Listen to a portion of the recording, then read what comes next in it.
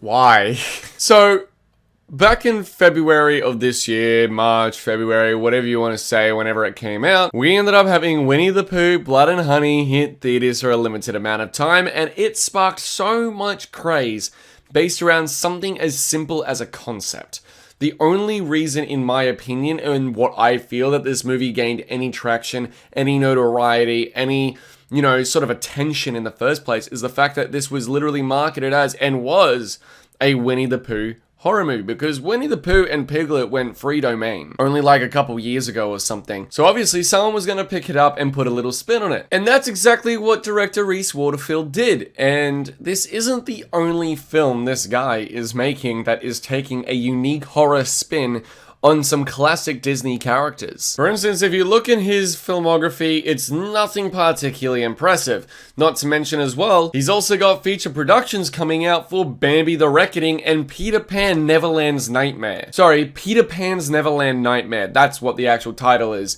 His filmography is a bunch of just very schlocky B-grade movies that are made for next to nothing, that earn their money back, and are very cheap. They're very mean-spirited, they're gory, they're violent, they can be fun. Winnie the Pooh, Blood and Honey, I initially thought was fun. I went to a theater with a buddy of mine, and we ended up going to see it, well, slightly intoxicated. He was on a gummy, I was fucking, a little bit tipsy. And we had a blast watching this movie. It was also really funny how he's a short ranger who ended up getting ID'd to go see Winnie the Pooh, Blood and Honey, to reassure he was 18 or he would not have been allowed into the theater. Luckily, he's 20. Of all the movies, he got fucking ID'd for Winnie. It was Winnie the Pooh, Blood and Honey. What the fuck? But as you can see, per a lot of what people have said over the past, there was not a lot of good critical reception for this movie, where the movie currently sits at a solid 3% on Rotten Tomatoes, a 50% with the audience score, and is currently one of the lowest scored movies on IMDb history with a 2.9 out of 10. This movie was not received well, and I don't blame anyone for receiving this poorly and seeing it as just a cheap moneymaker, because this movie earned like $10 million at the box office on a not even a $500,000, a $100,000 budget. Hence why we now have Winnie the Pooh, Blood and Honey 2. This is a real film that is coming out early next year and has been in production, because I don't think any of these people are with the union or anything, any of the actors, any of the directors, or anyone in regards to the writing team. I don't think any of them are unionized. So they've been able to continue production throughout, throughout the strikes and everything. It's either that or they finished production prior to the strikes, considering the IMDb production status of the movie says post-production, meaning it's in the post-production stage, it's editing. And with this came the storm that were the first teaser images for the movie. That's right, we on the internet a couple days ago, what day was it? September 8th. So for me, about 4 days ago, we were blessed with the first look images of Winnie the Pooh, Blood and Honey 2. If this is the next thing I cover after Saw X, I'm gonna be so mad at myself, like in high demand. Like there are so many other horror movies or movies in general coming out I can do mass coverage on post Saw X. But for some reason, I have a sneaky suspicion that this is going to be one of them. Because as you can see here though, we have our first look at Winnie the Pooh, Blood and Honey 2, with our favorite little honey-loving bear, Pooh Bear, sitting in his little throne with a bunch of honey jars, which I presume are filled with blood, just around him. I don't know where he is. He might be in a little cave or something. He's made himself a little empire home. But what I have to say is, Pooh Bear's lost a lot of fucking weight since the first movie. Like, this is an image of him in the first movie. He's filled down the face, the mask is very, obvious and noticeable, but Pooh Bear was looking nice, ripe, and healthy. Here, however, he looks like he's gone borderline anorexic in the face, and the overalls are a little bit too big. Like, this man seems to have lost a shitload of weight. Like, Pooh Bear, are you okay? You cannibalizing not enough? Like, you need another Eeyore to eat or something? Oh my god, if we get a zombie Eeyore in one of these movies, because they ate him, they hate him to stay alive. If we ever get a zombie Eeyore, however, I'm gonna fucking lose my mind. Oh, this as well, the Hollywood handle from the tweet that I found with the best quality images, and that's, not saying that anyone else didn't, promote this first or anything like that. It's basically just I couldn't find many HD images and pulls for these images that were released to the public all too much. But here we have another look at Pooh Bear, and even here, like, this seems like a little child almost that Pooh Bear is staring down, because that is definitely not an adult hand. I'm looking at that hand, that is definitely a child that Pooh Bear is on, so it looks like we are going to get a little bit of a, you know, adult cast and then some child cast as well, actually maybe providing stakes for this movie finally, because the first movie had 0 stakes, 0 characters I gave remote shit about. It wasn't very good in any sense whatsoever. So the fact that I'm seeing this kid in this little image and Pooh Bear's terrifying stare down at him while having definitely lost a fuckload of weight. Like, look at how wrinkly and skinny his face is compared to the original. Granted, it looks like a much better mask this time. Like, it actually looks like they've put a lot of detail and effort in regards to the makeup, but it looks like rather than putting a mask on someone, they've actually just painted someone's real nose with a little bit of a mold on there. They've added a little bit of a latex and prosthetic attachment to the face to make it look like Pooh Bear's mouth and nostrils. But everything else just looks like a mold, like the wrinkles, and it looks like a real human head this time. Like, that looks like a mask. That actually looks like a mask. You can see there due to the lips and everything. You know what this very well could be? You know what, now that I'm looking at it, because this image here that I am looking at, to this image here, Pooh Bear looks way more filled out, he looks a little bit bigger, but he still looks a lot more anorexic in the face. That looks like a mask. This actually looks like a child Pooh Bear. This could be a young Christopher Robin who used to be along with Pooh Bear, which would make no sense per the opening narration of the movie in the first one.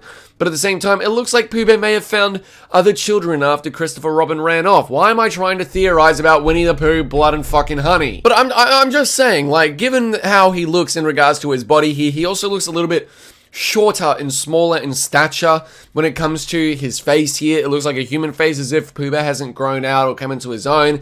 Looks like he's in his prime with a little bit of hair up there too. This very well could be a child Pooh Bear, like, or teenage year Pooh Bear after Christopher Robin fucked off or something, after he ate Eeyore and everything. Maybe this is an opening scene for the movie, giving us a little bit of a, you know, before the storm, before the murders sort of situation. With this as well came our first look at Christopher Robin, which is clearly not played by the same actor this time around, but they did confirm that this is our Christopher Robin in Winnie the Pooh, Blood and Honey 2. And that looks like Pooh Bear there. That looks like Pooh Bear. Because I'm looking at the ears there. I'm looking at the ears more than anything. I'm looking at the overalls. I don't know, maybe this is Pooh Bear later in the movie. Maybe, yeah, this is definitely him later in the movie. Although he has definitely lost a fuckload of weight, as you can see there once again. His fingers are broken, but I don't know if his arm is just tucked behind his back or he's actually lost his arm. I can't tell. But, you know, this movie looks so shit. But fuck, bro. Like, what the fuck? Okay, so first of all, let's talk about the elephant in the room in this image. How is Piglet still here? How is he alive? He was killed in the first movie. Piglet was killed. Granted, Piglet, you've taken over the job of Pooh Bear. You seem to have let yourself go a little bit, my friend. Maybe you ate Kanga this time. Maybe you ate kangaroo. Who knows? Who knows? Who knows? Maybe you ate rabbit. Maybe you've been eating all of Pooh Bear's honey. Stop eating his honey, you bitch. But I want to look at the Green Goblin looking ass, which is fucking Owl in the front here. Owl looks like a burn victim. He looks like fucking the Green Goblin had a fucking baby with Freddy Krueger. Like, what the fuck is that? Like, I can tell that, because at first, when I saw this image, I was on my phone, and I was like, oh my god, it's just a head with a very small body and some legs. Like, I thought his hand here was his legs. I'm not gonna lie, like feet wrapping around a branch or something on my phone, and then here, I thought it was just a big fucking head with a bit of feathers. But now that I'm looking at this on the computer, he is sitting in a fucking chair and everything. It looks like they're in a little cave system underground per the ladder that leads out of a little hole. He looks like a burn victim. He looks like Freddy Krueger. What in the shit were they thinking with Owl? Like, I don't get this. I really don't understand why this was the decision they went in regards to the mask and the costume and all that sort of stuff. Granted, it's the best looking of them, but I'm saying that as someone who hasn't seen him in good lighting yet, because this is pitch black fucking darkness. I can't see shit on this, so I can't actually comment on whether it's good, whether it's bad, or anything like that, realistically speaking. Here, it doesn't look the worst, it just looks a little bit lazy in design altogether, if I'm being honest. But as of me recording this just this morning, and I'm glad I waited a couple days to do this video because of it, but we have new images as well that were posted a couple days after. First of all, one thing I want to talk about regarding these new images is we actually got from the Hollywood Reporter, which I just seen a screenshot on Twitter. It didn't even occur to me that this was going to be a thing, but we actually got the special effects artists and everything in this, so it gives me a little bit of hope considering who they are, that this might look a little bit better regarding special effects this time around, considering that it reads, alongside Leslie, also joining behind the camera on the slasher sequel is Sean Harrison, who has worked on movies such as World War Z, Harry Potter, and Game of Thrones, who served as head of creature and gore designer, and Paula Ann Booker, who will oversee special effects. Vince Knight returns as the cinematographer. Oh fucking joy. If there's one thing I can say about the camera work and the cinematography in the first movie is that it felt like I was having a stroke. It looked very messy. It looked very shaky cam. Whenever there was a chase sequence, I either couldn't tell what the fuck was going on because of the shaky cam, or it was too dark. Please tell me they've hired a new team in regards to the lighting department, because holy fucking shit, that first movie was so dark you couldn't make out a single thing at times. But the elephant in the room with the new images that were just posted today has to go to my boy, my friend, the one that I was surprised never even appeared in the first one until I found out he wasn't public domain until really recently. Tigger. Here is our first look at Tigger in Winnie the Pooh, Blood and Honey 2. We knew for a while that Tigger was going to be in this movie, considering that when they released the original logo for the movie, Tigger's design was the 2, so like the pattern stripe of the tiger and everything. But it is absolutely bizarre to me that this is the choice that they went with Tigger. Granted, it actually doesn't look the worst. It looks like he's in sort of a straitjacket almost, like he's on a leash, like a wild zoo animal, which I sort of appreciate that attention to detail in regards to his rabid tendencies, which are clearly going to be the case considering he's covered in blood. He's got blood and feathers all over his hands, meaning I'm presuming he just massacred another fucking animal or a person and got into a scuffle. That on the bottom right there almost looks like a hand, I'll say. That looks almost like a severed hand. But this, look, the boots, cover that up, man. Cover that up, oh, that's taking me out of it. It just looks like a human because of that in cosplay.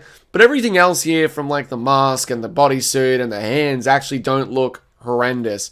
Like, here's a close-up shot of him regarding like his rabid tendencies, and the blood and the gore and all that is really nice actually. And the lighting here with the glistening on like the sweat or the water or the pores on his face is actually quite nice, I'll say. The prosthetic work they've done on the actor in regards to Tigger, making it not a mask but a practical fucking, you know, makeup mold, is very impressive in my opinion. I've always been a fan of movies that do this for creatures. You know, it's B-grade. It's B-grade, and they do that in a lot of B-grade horror films, and I enjoy that aspect.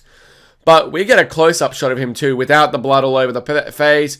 We have the blood dripping from the mouth, obviously. But the little fur details are really nice. This is not just a mask. You can see his eye clearly.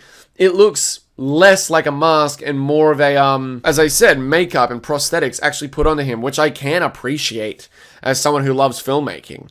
And I'm not saying the movie is going to be good by any means. I don't think it will be at fucking all, considering the first movie. I have no face. Reese Waterfield, don't come after me.